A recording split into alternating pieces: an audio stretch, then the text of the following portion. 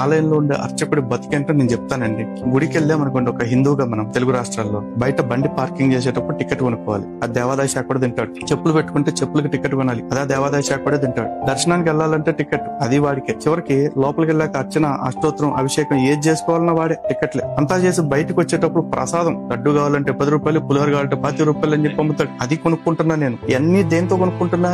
నా జేబులో ట్యాక్స్ కట్టేసిన డబ్బులతోటి ఈ దేశంలో అందరూ ఫ్రీగా అనుభవించే మత స్వేచ్ఛని నేను ఇన్ని చోట్ల డబ్బులు పెట్టి కొనుక్కుంటున్నా. అందరికీ మత స్వేచ్ఛ ఉంది, నా మత స్వేచ్ఛని నేను ఇన్ని రకాల డబ్బులు పెట్టి కొనుక్కుంటున్నా. ఇన్ని రకాల డబ్బులు పెట్టి కొనుక్కున్న నేను నా కోసం, నా క్షేమం కోసం, నా దేశ క్షేమం కోసం గొంతు చెంచుకుని గంట సేపు అష్టోత్తరం అభిషేకం చేసిన అర్చక స్వామికి నా జేబులో మిగిలిపోయిన నా సొంత డబ్బులు ఒక 100 రూపాయలు తీసి అర్చకుడి చేతిలోనో లేకపోతే ఆయన ముందున్న ప్లేట్ లోనో పెడతానంటే తాటి అంత అక్షరాలతో బోర్డు పెడతాడు, కానుకలన్నీ హుండీల్లోనే వెయ్యాలి, ప్లేట్ లో వెయ్యరాదు అని చెప్పేసి. ఇది అర్చకుడు బతుకు. నా కానుకలు, నా డబ్బులు నేను ప్లేట్ లో కాదు తీసుకెళ్లి అవసరం థియేటర్ వేసుకుంటా. అక్కడ